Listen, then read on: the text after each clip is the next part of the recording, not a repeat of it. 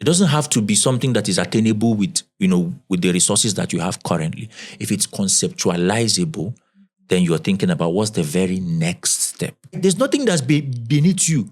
In campus fellowship, then there are people that see themselves as a particular level. So after fellowship, they can't pack chair. They can't help arrange a speaker. They can't do this. It's because it's beneath them. How far? Where are you now? So the idea No of shit. No shit. no, I'm not. It's not a shade thing. I didn't come to share. Now who you get time for now? You could even shade in the first place.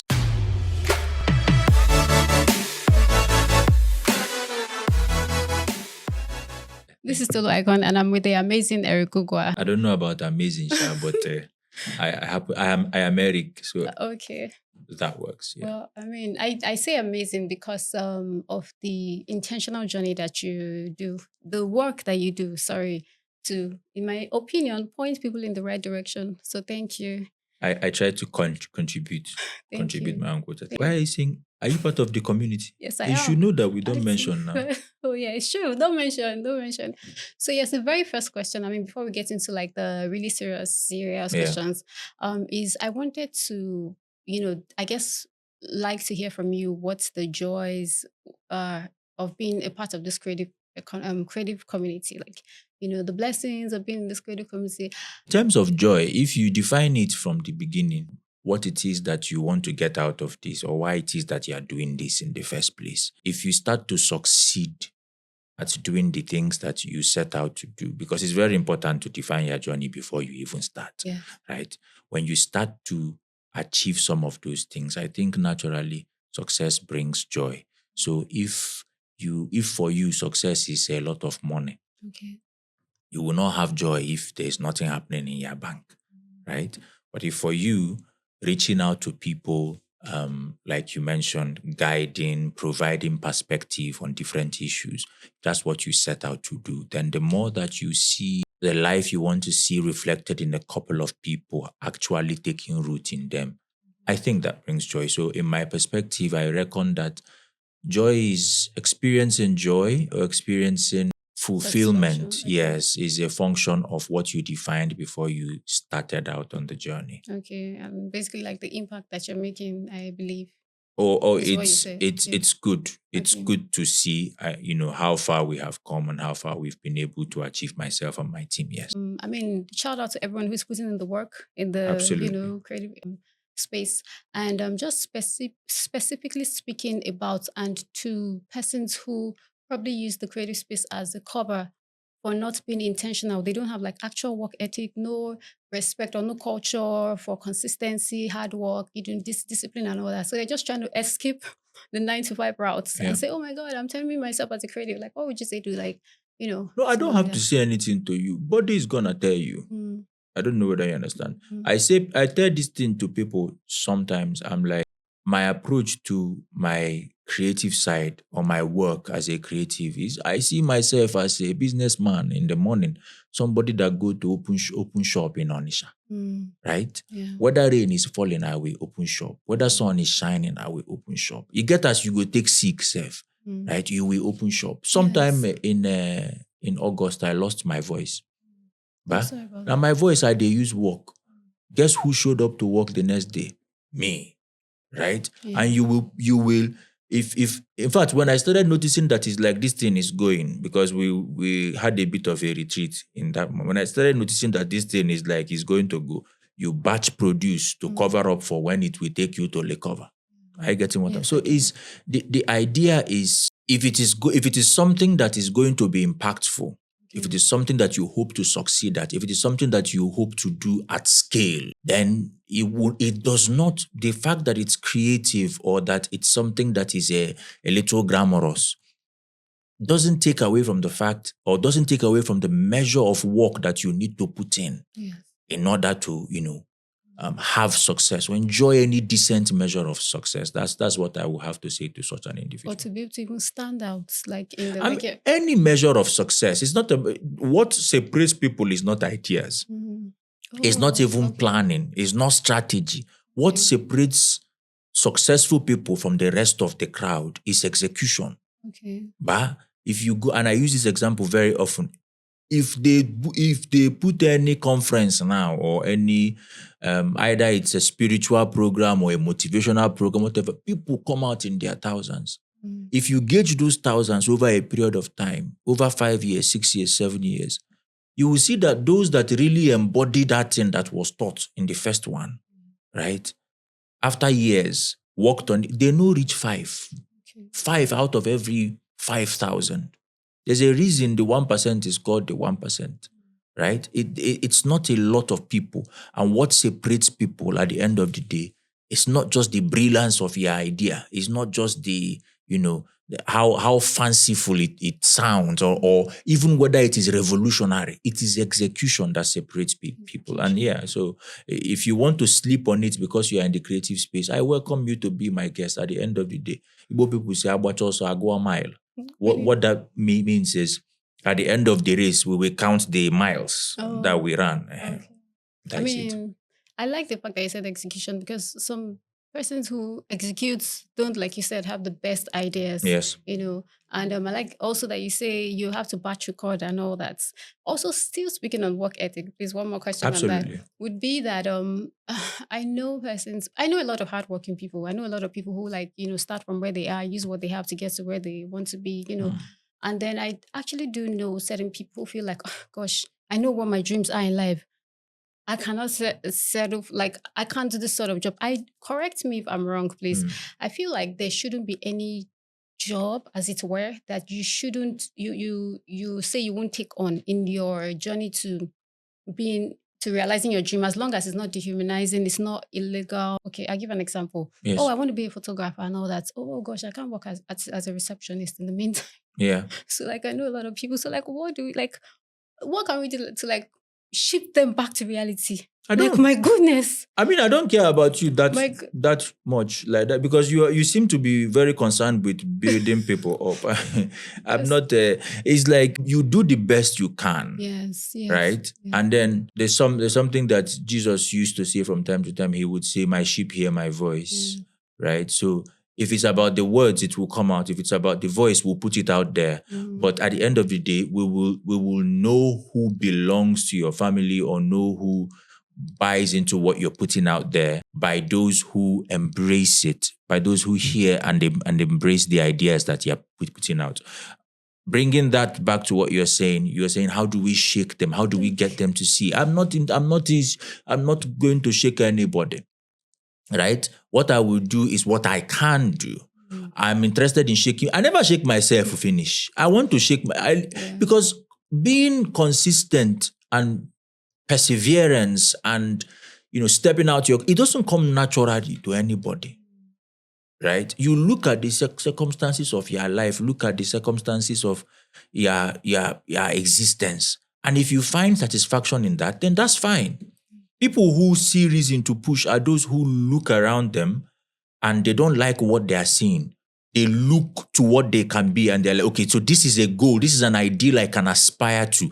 Those ones don't need a lot of pushing, right? A lot of people that will reach out to you because of the work that you have done and be like, I want you to mentor me.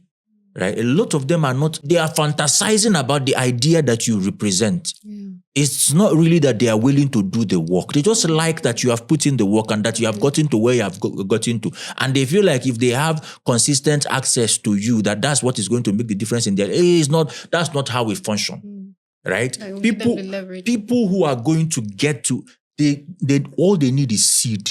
Right? And most of the time, that seed is not even in financially, it's not in capital. All they need is an initial investment. People that get to the highest bids are those that sit they don't even have the VIP seats. They find a way to get into the hall and they hear that thing.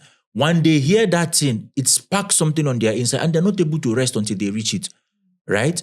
If you look at the people who are ultra successful, their idea of mentorship is very different from our idea where we did. Right? It's vastly different. So I would say, without going into that, I would say that everybody has to recognize the need. On whatever level that you are, you have to realize the need for pushing, the need to, you have to see where you are and I'm like, this place, I'm not supposed to be here. What is it going to cost me to move from here, from point A to point B, right? Instead of dreaming of from point A to point 10 and it's big, or point Z or point, M. That's the mentality that makes people feel like, oh, I can't Like involve myself in this. This is beneath me. Beneath you what? What is beneath you? Do you know what? The only thing that should be beneath you is hunger. Okay. Right? As a man, if I'm speaking to men, I tell them as a married man, as a young married man, the only thing that should be beneath you is being incapable of providing for your own. Now, there's a balance to this, where we are not allowed to now put hand in some set. That one is beneath me. That's what we talk about. At least you shouldn't be illegal. Absolutely. In terms of, it's not even about illegality, because there are many things that are legal that are still immoral. Okay. Oh wow. There's a lot, right? And if it begin to go that dimension, it's beneath me. It doesn't matter the amount of money involved, it's beneath me. But if we remove that violation of principle, keep it to one side. The only thing that should be beneath you is lack. You should see that as beneath you. And so whatever it is that you have to do in the season of your life, right? That place that you are, in order to at least provide platform for the next place, you have to be somebody's PA. By all means, do that. People have ascended to serious heights from just being EA, not even EA, PA, carrying bag, right? There's nothing that's beneath you. In campus fellowship, then there are people that see themselves as a particular level. So after fellowship, they can't pack chair. They can't help arrange a speaker. They can't do this. It's because it's beneath them. How far? Where are you now? Right? So the idea of... No shit. No, it's not a shade thing. I didn't come to shade. Now, who you get time for, now you go to even shade in the first place. My counsel is this: even at certain points in your progression, because it's also a mindset that you have to get early. Even at certain points, as you have started to progress, started to advance, there are still things that will pop up, right? That you will tell yourself, oh, I don't pass this level now.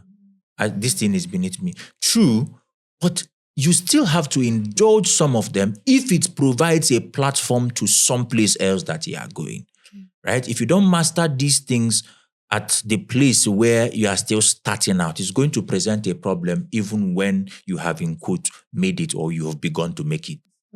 Yeah, true.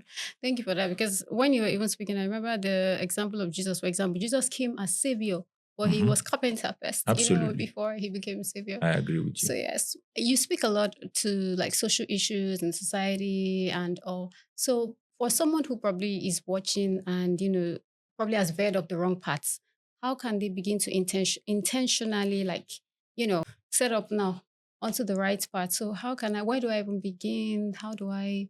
I think the number one step for everybody is in defining what the goal looks like. Because every morning when you wake up, you have to ask yourself, why, consciously or unconsciously, why do I do what I do?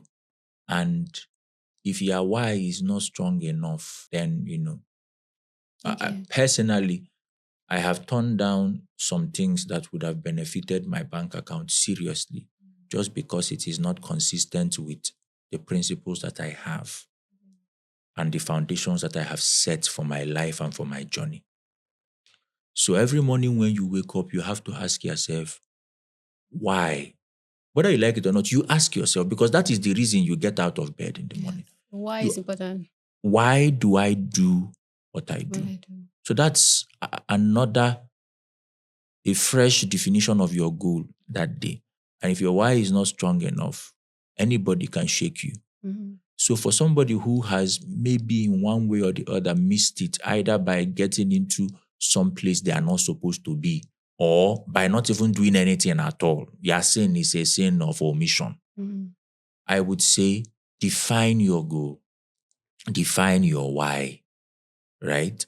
And if your goal has been set, these things is not cliche, then you've got to break it into steps. What is the next possible thing that I can do, given where I am currently and the resources that are available to me? Because I kid you not, there is always something that you can do. Always. It doesn't matter how little or how nothing you think that you have. There is always something that you are able to do. and to contribute that will then provide a platform for the next place, right? The entire picture does not have to be clear, but if the goal is you can even conceptualize the goal, right? It doesn't have to be something that is attainable with the resources that you have currently. If it's conceptualizable, then you're thinking about what's the very next step. That's how I move. I don't move 20 years in advance, right? The goal may be 20 years in advance, but that doesn't dictate my next step is always, my next, thought is always around what is the next step I am going to take. And that just sort of shapes my entire ideology on where do you go to if you're looking to start or to come back. That's about it. Thank you for that. So I promise, last question. So just speaking on your personal journey from being a photographer to, now being a thought leader. And I don't say this lightly, intentional, because I know that you're intentionally, building people and intentionally impacting lives. So just maybe share with us like how, or the journey so far, how you went from photography and then now to, being a digital creator, and being an impactful thought leader. So I'd like to learn a thing I or two. think when I speak with young men, I say this, and I particularly speak to young men, even though most of what I say you can attribute to anybody can benefit from that, absolutely. But I have a particular interest in the lives of young men, young boys. Okay. So when I speak to men, I usually say, you are going to do a lot of stumbling onto in your life. Most of the time, because of the very small bubble that we are born into and the small spectrum of possibilities that is in our view as we are growing up. What I mean by that is, what do you even think you can be? Ask a 12-year-old or an 11-year-old. And it will, if you ask 1,000 11-year-olds in southeastern Nigeria or southwestern Nigeria or northern Nigeria, you will rarely be able to generate more than 20 answers. That's very scary. That you can ask 1,000, like 2,000 boys, what will you be in future? What do you want to be when you grow up? And you will hardly be able to generate up to 30 unique answers. Okay, yes. It's all going to center around the same things, Okay. right? So if you are able to remove that lead from your mind, Okay. and it's going to take a bit of effort, and you're able to see the world a little more broadly, and you're open to seeing the world, being objective enough, I believe that what that does to you is that you are even able to stumble onto things that previously you would have considered this area is not for me. Are you getting what I'm saying? So you are going to stumble onto a lot of things. In my life, I have done a lot of stumbling onto. It could never have been the plan from the start. So I've been a photographer. Like the Bible says, whatever your hand finds to do, do it with all you. Do it as if it's unto God.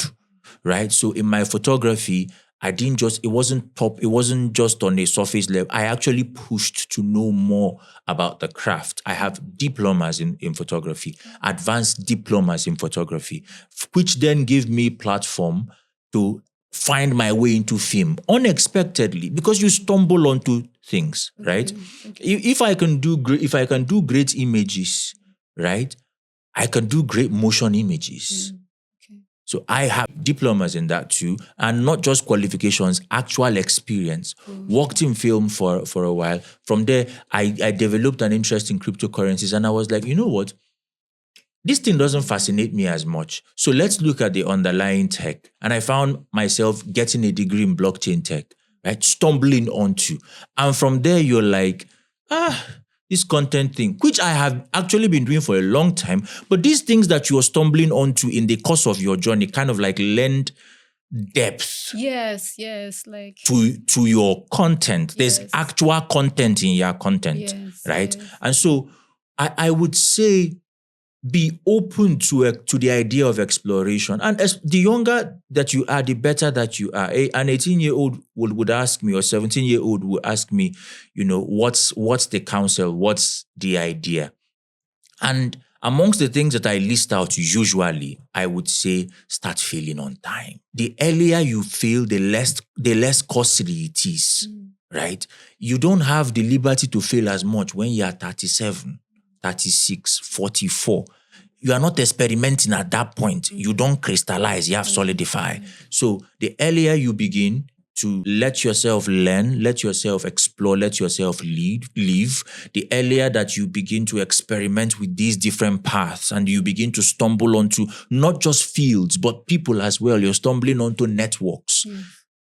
You let yourself fail early, the quicker you will be able to gain mastery of much, and you will be able to find your own path in this world. Yes, Absolutely. Thank you so much for that. So I really like the fact that I said it makes you like well-rounded because you actually even have an edge, I suppose, when you have done this and that, because it makes you richer and fuller in your experience, and we're so grateful. I particularly am grateful that you also, I wouldn't say settled with content creation because I know that you would also still do other things. We're still moving. But anyways, yes. Absolutely. Yes. So thank you so much for all the work that you do again in the community, and so grateful to have you. Thank you so much. Thank you for having me. The one and only Eric Gugua.